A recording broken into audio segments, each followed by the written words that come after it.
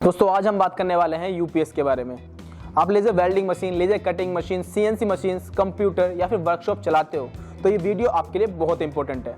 देखो, power cut, voltage fluctuation या फिर मशीन का सडन बंद होना, इन सब से मशीन को कितनी दिक्कत होती है और इन सब से यूपीएस आपको कैसे बचाता है, ये सब कुछ हम लोग डिटेल में जानेंगे इस वीडियो के अंदर।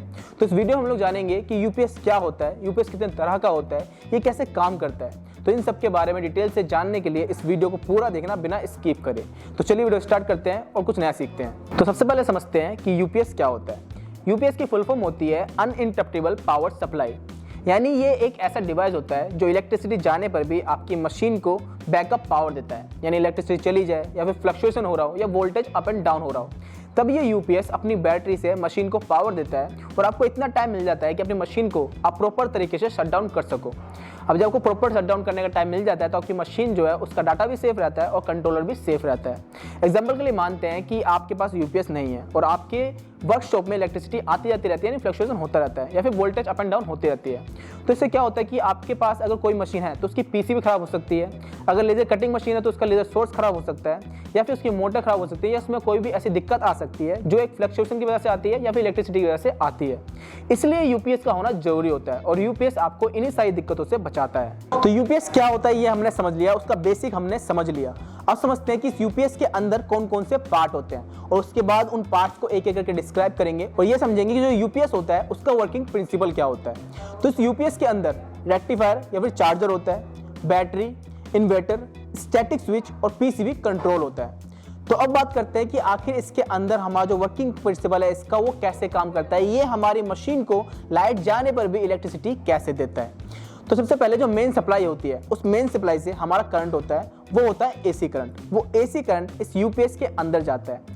तो जो रेक्टिफायर होता है वो एसी करंट को डीसी में कन्वर्ट करता है और जब हमारा जो करंट है वो डीसी में कन्वर्ट हो जाता है उसके बाद वो बैटरी के अंदर हमारा स्टोर हो जाता है। यानी जो यूपीएस के अंदर बैटरी होती है उसके अंदर डीसी करंट स्टोर हो जाता है। फिर जब इलेक्ट्रिसिटी जाती है तो वो डीसी करंट हमारी बैटरी से निकलता है और एक इन्वर्टर के जरिए एसी में कन्वर्ट होकर हमारे लोड तक जाता है, यानी हमारी मशीन तक जाता है। तो इस तरह से इसका वर्किंग प्रिंसिपल काम करता है और हमारी मशीन को लाइट जाने पर भी करंट देता है, इलेक्ट्रिसिटी देता है, जिससे हमारी मशीन बंद होने से बच जाती है, खराब होने से बच जाती है। तो अब बात करते हैं कि जो यूपीएस होते हैं ये कितने तरह के होते हैं। तो यूपीएस आपको मेनली 3 तरह के देखने को मिल जाते हैं। पहला आता है ऑफलाइन यूपीएस, दूसरा आता है लाइन इंटरैक्टिव यूपीएस और तीसरा आता है ऑनलाइन यूपीएस। अब इन तीनों को हम लोग डिफाइन करके जानेंगे कि इन तीनों में क्या डिफरेंस होता है और कब कौन सा कहां पर आपको यूज करना चाहिए। तो सबसे पहले बात करेंगे ऑफलाइन यूपीएस की। आपकी जो मशीन होती है वो पहले मेन सप्लाई से चल रही होती है और जब इलेक्ट्रिसिटी जाती है तब आपकी जो मशीन है वो स्विच होती है बैटरी प्लस इन्वर्टर पे, ये ऑफलाइन यूपीएस पे। तो जो डिले टाइम होता है वो आपका 5 से 6 मिली सेकंड का होता है इस ऑफलाइन यूपीएस के अंदर। तो इसी डिले की वजह से इसे हम लोग ऑफलाइन यूपीएस भी कहते हैं, क्योंकि पहले मेन सप्लाई से आपकी मशीन चलती है और उसके इलेक्ट्रिसिटी जाती है तो कुछ मिली सेकंड का आपको गैप देखने को मिलता है जिसके बाद आपकी मशीन ऑन होती है। तो इसमें आपको दिक्कत यही देखने को मिलता है कि इसमें एक तो आपको डिले देखने को मिलता है और दूसरा इलेक्ट्रिसिटी जाने पर जब आपकी मशीन थोड़ी देर के लिए बंद हो जाती है, कुछ मिली सेकंड के लिए बंद होती है, तो उसमें आपका कंप्यूटर रिस्टार्ट हो सकता है या फिर आपकी मशीन का कंट्रोलर भी खराब हो सकता है। अगर हम लोग बात करें कि ये ऑफलाइन यूपीएस यूज कहाँ होते हैं, तो हमारे जो होम पीसी होते हैं उसके अंदर हम लोग यूपीएस को यूज कर सकते हैं। हमारे जो प्रिंटर होते हैं ऐसी चीज़ों हम लोग यूज कर सकते हैं और जहाँ पर हम लोगों की मशीन में ज़्यादा लोड ना हो, हमें ज़्यादा हैवी मशीन ना चलानी हो, वहाँ पर हम लोग इस ऑफलाइन यूपीएस को यूज आराम से कर सकते हैं। तो अब सवाल आता है कि हम लोग ऑफलाइन यूपीएस को इंडस्ट्री लेवल पे यूज कर सकते हैं या नहीं। तो इसका जवाब है नहीं कर सकते, क्योंकि laser cutting machine, welding machine जैसी मशीन्स में 1 मिली सेकंड का पावर ब्रेक भी फॉल्ट क्रिएट कर सकता है। सर्वो ड्राइव्स या फिर कंट्रोलर खराब हो सकते हैं, डैमेज हो सकते हैं। इसीलिए हम लोग ऑफलाइन यूपीएस को इंडस्ट्री लेवल पे यूज नहीं करते हैं। अब इंडस्ट्री लेवल पे कौन सा यूपीएस यूज होता है ये आपको आगे वीडियो में पता चलेगा, इसीलिए वीडियो को बिना स्किप करे पूरा देखना। अब बात करते हैं हमारे दूसरे यूपीएस की, लाइन इंटरैक्टिव यूपीएस की। तो इस यूपीएस के अंदर भी हमारी जो कंडीशन होती है वो सेम होती है। पहले हमारा लोड जो है वो मेन सप्लाई से चलता है और इलेक्ट्रिसिटी जाने पर हमारा जो लोड है वो शिफ्ट होता है बैटरी प्लस इन्वर्टर पे। लेकिन इस यूपीएस में एक एवीआर लगा होता है ऑटोमेटिक वोल्टेज रेगुलेटर, जो ये सेंस कर लेता है कि वोल्टेज जो है वो अप या लो हो रहा है और उसे करेक्ट करके हमारी मशीन को स्टेबल वोल्टेज देता है, जिससे हमारी मशीन जो है वो खराब होने से बच जाती है, हमारा फ्लक्चुएशन होने से बच जाती है। इसमें भी आपको डिले टाइम देखने को मिलता है 2 से 4 मिली सेकंड का, तो इसमें भी हमें अभी डिले टाइमिंग भी देखने को मिल रही है। अब बात करते हैं इसके एडवांटेज क्या होते हैं। अब इस यूपीएस के एडवांटेज की बात करें तो आपको इस यूपीएस की वजह से फ्लक्चुएशन का खतरा देखने को नहीं मिलता है। यानी अगर आपके वर्कशॉप में फ्लक्चुएशन काफी ज्यादा होता है, वोल्टेज अप एंड डाउन रहता है, तो आप इस यूपीएस को लगा सकते हैं और आपको फ्लक्चुएशन देखने को नहीं मिलेगा। ये ऑफलाइन यूपीएस से काफी बेटर काम करता है। अब बात करें कि आखिर ये यूज कहाँ होता है, तो स्मॉल ऑफिस में इसका यूज हो सकता है और सीसीटीवी सिस्टम में इसका यूज होता है और बिलिंग मशीन में भी इसका यूज किया जाता है। तो इंडस्ट्री लेवल पे हम लोग इस यूपीएस को भी यूज नहीं करते हैं, क्योंकि इसमें भी आपको स्विचिंग डिले देखने को मिलता है और हैवी मशीन का लोड ये यूपीएस नहीं उठा सकता। तो अब बात आती है हमारे तीसरे यूपीएस की, ऑनलाइन यूपीएस की।